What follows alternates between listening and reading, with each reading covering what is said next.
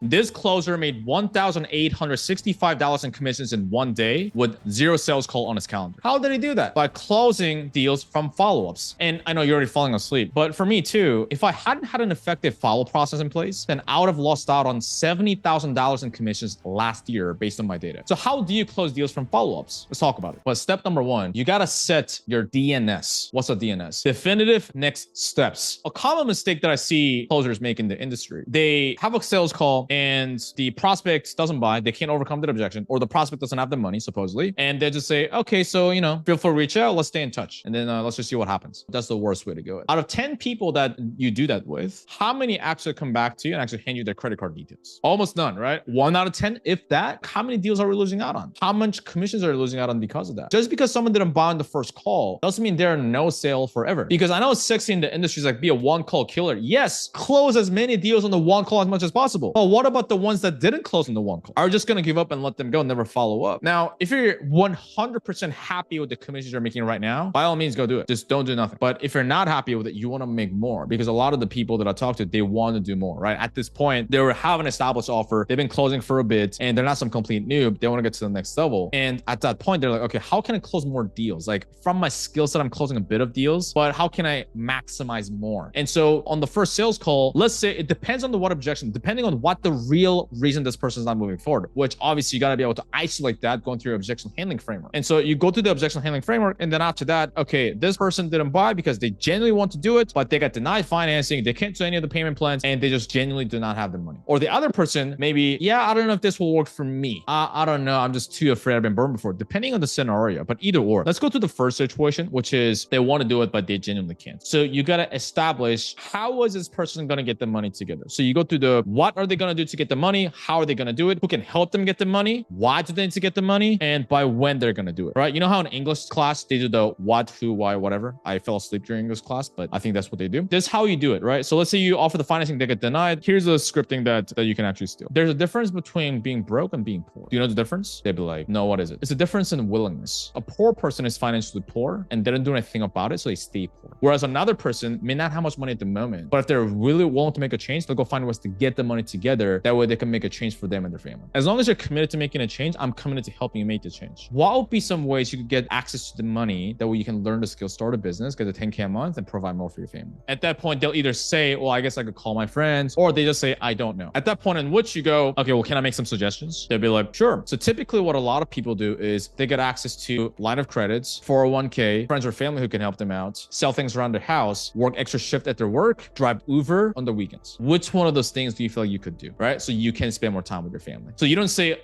do you feel you could do one of those? No, you say, which one of those do you feel you could do so you can get outcome? Because in fact, they could do one of them. It's not sexy, but they in fact could. If they come back to you with, oh, I don't know, man, I don't think I could do any of that. You absolutely can. Because we've had clients that had way less time than you. They have more kids. It's not a matter of ableness, it's a matter of willingness. Because could it be possible that you in fact could do any of those? It's just that you're not willing to. They're like, yeah, I guess I am. Yeah, but dude, I'm just still tired from my job. I don't know if I could do Uber, yada, yada. Like, what's worse? You're choosing the short-term sacrifice so you can actually be way more comfortable long-term with your family, be that father for your kids. Or you choosing the short-term comfort so you keep being paycheck to paycheck. And as their children grow up, they don't even have any memories with their father. What's worse? Oh, I guess the latter one. Right. And is that what you want? They're like, no. So either way, brother, whatever you do, there's a sacrifice. So which sacrifice are you going to choose? Yeah, I guess I'm going to da. Okay, cool. So what could you do? They'd be like, I could call my father. Call them right now. So don't wait until like hopping off the phone to calling their father. Have them call whoever they're going to call on the spot. If they're around the house, even better. Bring them both in the Zoom call. Or just like have them mute themselves and call their father, call their sister, call their friends, whatever they got to do. Remove as many barriers as possible and bring the sale and the logistics to now.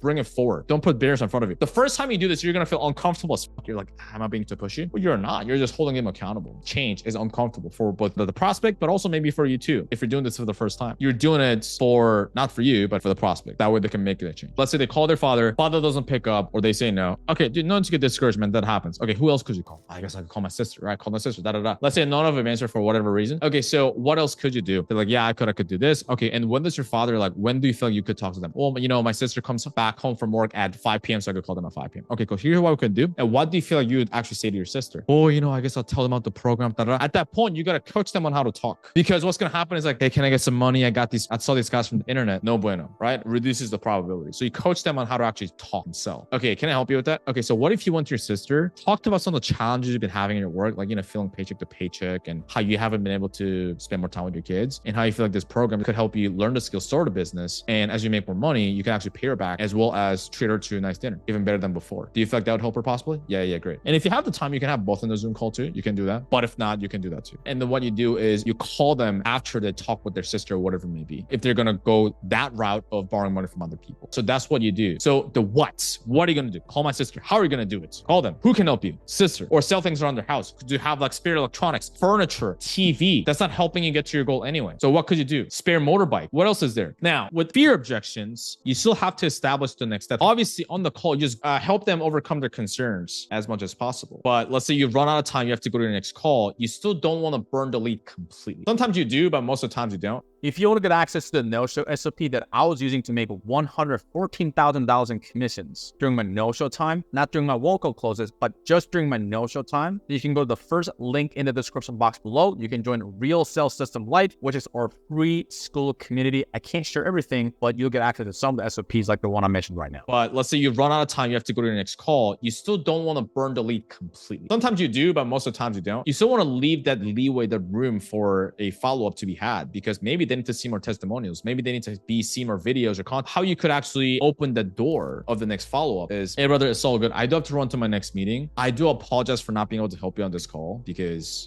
we both agreed that obviously you need to make the change, but for some reason I couldn't help you get out of your way, or I couldn't help you see that. That's not on you. That's on me. So I do apologize. They're like, oh, no, it's all good. Yeah, but I mean, more than happy to stay in touch with you and, check in you from time to time. Maybe send you some of the material that way you can get a better understanding of what we do and how we help our clients get to that 20 grand a month. Would that help you out? They're like, yeah, no, that'll be great. Okay, not a problem. So what does it do? Let's go to the first bit first. I do apologize for not being able to help you. What does it do? It's almost like a takeaway. They're like, oh no, it's not your fault. When you say this, you're not saying this as like a technique per se. I mean, it is a technique technically, but when you say this, you actually gotta mean it. This goes for everything, by the way. This is a good topic. This goes for everything on your script, whether it be the questions you ask and also the objection handling framework you do. You actually gotta mean it. Because a lot of times when you do, like, let's say you hear an island analogy from Matt, for example, you hear some cool reframe from a sales guru, and then you say it, for some reason it's not working. There's different reasons for that, but one of the biggest reasons I see is that you don't know what the reframe means, or you don't know what it's supposed to do. And because of that, it lacks conviction behind it. And so prospects don't really buy into your frame. Same thing here. You actually gotta mean it. When I try to objection handle and like help this person actually make a change, sometimes I do mean it, man. Like, it's my fault for not being able to help you. And that's on me. It's my fault for not being able to do that. It's my fault for not being able to have the skills or be as prepared or whatever. I didn't say the right things. I didn't ask you the right things. That's on me. So I do apologize. You actually gotta mean it. And I do when I say I mean it. And after that, the next part is you're opening the leeway for a follow-up. Yeah, I'm more than happy to stay in touch with you. Stay in touch with you. What does it mean? I'm gonna follow up and sell you, right? So it's pretty much the same thing. I'm gonna follow up with you. If you have more questions, I can answer it, whatever, right? And send some material, which will bring us to the next point, but that's opening up that door. So let's go to the next point. All right, second step is the sales process. So there's sales process and there's sales skill set. What's the difference? Sales skill set is what you do on the call, the things you say, tonality, questions, objection, all the good things. And there's sales process, which is what's happening before and in between the calls. And a lot of times, sales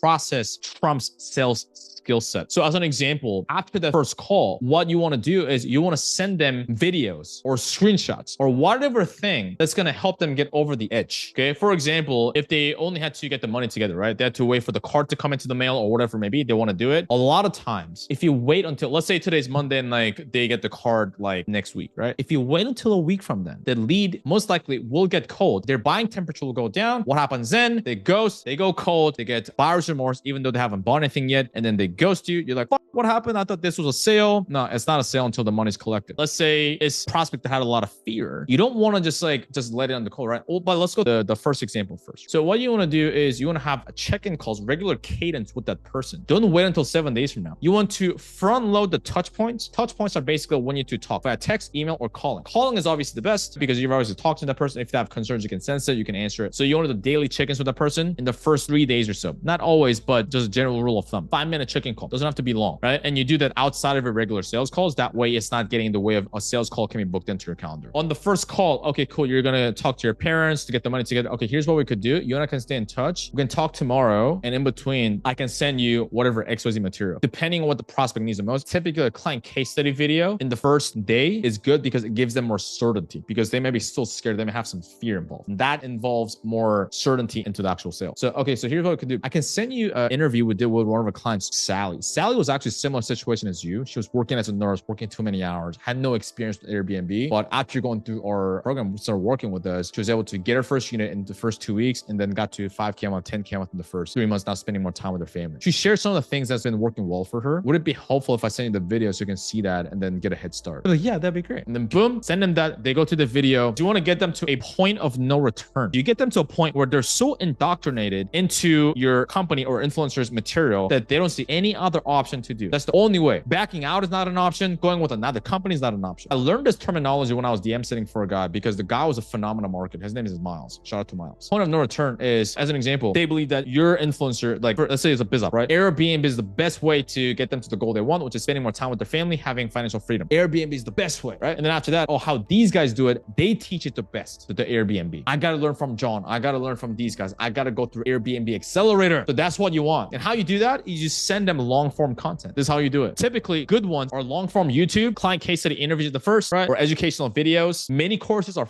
powerful. My God, many courses. They get so indoctrinated. When I say indoctrinated, they're almost being brainwashed. At my last company, I would do this and they would be like, Brian, I'm so close to getting the money together. Man, I need to learn this, dude. I need to get into the program. Not all lead, obviously, but I have plenty of those instances because I was doing this. I'll send them mini courses. And as you're going through the mini courses, like, holy this is like, I need to learn how to do this. They're getting a snippet of it. They're getting a preview. Dude, I need to learn how to do this. That's what you want to do. Also, podcasts are powerful. If they're a listener, you can also ask them too, hey, do you usually listen to podcasts? How you usually consume content? And they're like, yeah, I listen to podcasts. I watch YouTube, yada, yada, yada. So you can send them that. And then what it does is now the more time they spend going through your guys' content, then the more closely they are to the point of no return, the more difficult it is for them to actually pull out and go cold feet. That's what you want. You want to make it for them to actually be more difficult for them to pull out. Right now, for me, if I change my barber, it'll be more of a hassle because I go to the same person. He knows what style I want. I just go to Mohammed, right? Mohammed's my barber. So I just go to them and then I'm all Gucci. But if I try to find another barber, I gotta look where it is. I gotta try to find it. I gotta explain the thing. That's what you want to do. Third step is a sales skills. What do you actually do on the call itself? Let's go through the logistical money ones first. Let's say they wanted to do it, but they just didn't have the money to do it. Essentially with the money ones, what you do is it's a check-in call frame because all we're trying to do is just keep them warm and hold them accountable so they go find them money. And then we just want to shorten the time frame as much as possible. If they say they're going to go talk to the parents or whatever it may be, and then you book a check-in call, in between you send them client case study videos, you send them a mini course. Don't overwhelm them, send them one day at a time. And then after that, on the next time, the next day, for example, you give them a call. It's like, hey man, how's things been? Good, yada, yada, yada. Well, man, like how much of the XYZ have you gone through? How much of the interview with Sally have you gone through? How much of the mini course have you gone through? So you go from a check-in angle to like, yeah, I've gone through like this much, da, da, da, da. All right, cool. What are your biggest takeaways? So you want to ask your takeaways because what that does is now it gets them closer to the point of no return because now they're telling themselves and they're verbalizing, oh, you know, I thought this was pretty cool.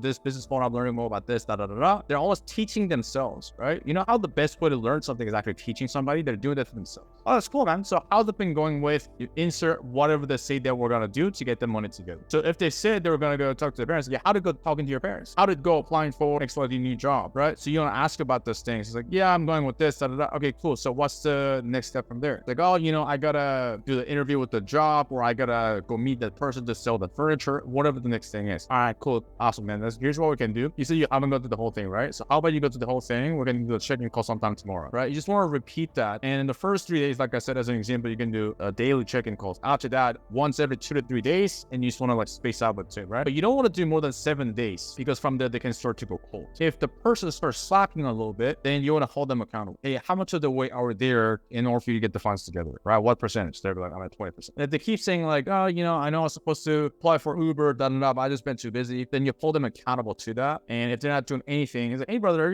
is retiring your wife still a priority? And they'd be like, yeah, it is, but you know, I think your goals are great, but your actions are not matching. So what can you do so that way you can actually take yourself accountable, put in the action, get the funds, learn the skills so you can actually retire your wife? They're like, yeah, I can do this, da, da, da, da. So you just want to hold them accountable. With fear ones, you go in, essentially what it is, you go in and then you answer questions or handle more objections or concerns than they have. So you're sending them, like case study material, whatever their biggest objection was, you send them material that's going to help them get them over the edge. So if they feel like, oh, you know, I'm working a lot of hours, I don't think this is going to work for me. So you send them a client case study video of a client that was working a lot of hours, but they made it work, right? So that's what you do in the process. When you're actually on the calls, it's like, hey, brother, like, how's things been since last time I chatted? What have you been doing about you making more money? That way you don't have to be X, Y, Z problem. What have you been doing about actually starting a business, learning the skills? That way you don't have to keep being paycheck to paycheck. And if they say, oh, nothing, I'm still in research mode, then you go back into objection. Like, hey, brother, I know this is important for you, but if you don't do anything, then how's anything supposed to change? So you go back into objection handling. If they have more questions, you answer that. There's no sexy way to do it, but essentially that's what it is. You just like keep rinse and repeat until all their concerns, all their questions are flushed out, and then they actually move into the sale. Fourth step is persistence. A lot of people give up too soon, whether it be objection handling or during the follow-up. Most people don't try at all. I'll give you different examples. One of the deals that I closed before I left, I started closing bigger deals, like the 30K deals. One lead, for example, they on the call verbally agreed, and it's a B2B deal, so you don't really collect payment on the call. They're like other decision makers and things like that, and sign agreements and a bunch of other things. And so they verbally agreed, very fantastic. And then while they're supposed to sign the agreement, the person in the company that was responsible to sign the agreement, they just kept delaying the ghosting, right? So what I did was I called them, right? Called them, ring, doesn't answer. Okay. Next day, call them again, doesn't answer. Next time, call them again, lead them a text, everything good. Starting to wonder if you get abducted by aliens or something, no answer, send them a meme over email. And then I was like, okay, cool. This person's not responding, so let me go find another person in their company. I go call them. They don't answer. This is going on for like maybe a week or a few weeks. And a lot of people would have given up too soon, but eventually I closed that deal and I counted in the CRM how many touch points I had to go through. Like 27 or 28, majority of them just ghosting me, not responding to me. It was like call, text, email, meme, call, text, email me. I kept like rinsing and repeating that in different people in their company. I found that their work phone number. I found out their personal phone number because it was in their email signature. So I'll just keep doing that, and then eventually I close a deal for 30K. And then another instance, this was a B2C deal, but the person, it was a referral, and then I called them on, I think, Christmas Day. I took them to the sales script, and then they had no idea what their company does. Like they've never seen a single video. All they heard was like some words from their friend in their company. And then they had objection. I tried to overcome it, but I had plans after or something like that. So I ran out of time. So I left, and then next day, in between, same thing. I sent them a client case study videos, more material to increase problem, solution, and brand awareness. And then I called them again, doesn't answer. Call them again, next day, doesn't answer. Call them again, doesn't answer. Text, hey man, everything good? Starting to wonder if you get abducted by aliens or something, ... He responds back, haha mate, that's pretty funny. I called him immediately. He answered the phone, and then he had more objections. I overcome some of it, get more concerns, questions. I help him with it. Still couldn't close it. What I do is, a few days again, I call him again, doesn't answer. Same thing, meme, GIF, client was all screenshots, people in a similar situation as him. And then eventually the third call, he's like, hey man, all right. And then he's like, he was ready to go. And then I pitched it for 8.5K. And then he actually moved forward. So these are some examples, but most people give it too soon. They would have quit after like the first few objections because they get ghosted. First of all, people are too busy. Second of all, they may not see the value in your product yet, and that is fine. It's not like your product as long as it's, but most of the times people just don't know. As an example, when you're calling leads, and then if a lead says, hey, go kick rocks, it's not like you as a person, you're bad. I'm sure you're not. It's just that they don't know you. How are they supposed to know you? They talk to you in 5 seconds. Same thing with the product. How are they supposed to understand the full depth of the program? They haven't gone through the program. They don't know that. So you gotta be able to show that in between the calls with irrefutable proof, videos, screenshots, whatever it may be. On the calls when you use your sales skills with the objection handling, so on and so forth, right? But just don't quit too soon, because if you do that, I know it's not sexy. It takes effort. Put it to concept. Welcome to sales. Welcome to anything meaningful. It takes effort, right? Imagine you do this with every single lead you talk to. Then now you have something called a pipeline. What a pipeline is now, even if the marketing shits the bed, which it will, it's not an if thing, it's a when thing. Then people get closer to moving to the finish line. Imagine American football. You don't just go like all the way to the end, right? You like 1 yard, like you go like boom, boom, boom, boom, boom. That's what you want to do. And you do that with every lead. Imagine how many more deals you could be closed. All right, fifth thing, last thing is prioritization. How do you prioritize which leads to actually call and which leads to actually focus? You focus on leads that has the highest commission value. They're the easiest to close. They're the most likely to close in the shortest amount of time possible. So as an example, if you have a 30K lead and a 3K lead, right? A lead that wants to buy a 30K program, not a 3K program, you better be focusing on 30K program because you have to close 10 of those to make up for this, right? So that's when you prioritize. Now, another thing, the most likely to close. If a lead is, they basically have to wait until the card to come into the mail. email, but they're sold. You don't have to do much of that, right? But if another lead is like, yeah, but I don't know, they're still not sure, they're super skeptical, maybe this one is easier. But another part too, another lead, they may be sold, they want to do it, but it may take a while for them to get the money together. But if this person, they have the money right now, but they still have a bit of skepticism, still have a bit of uncertainty, then maybe this is a quicker route. So you got to do the calculation and the time frame too. Which one has the highest possibility of closing in the quickest amount of time possible? You start with those ones, but you don't give up the other ones. You work your way backward. That's what you want to do. If you enjoyed this video, you may also like this one where you can learn how to actually get better on the calls to close more deals. A lot of people have found it helpful, so you can go right here.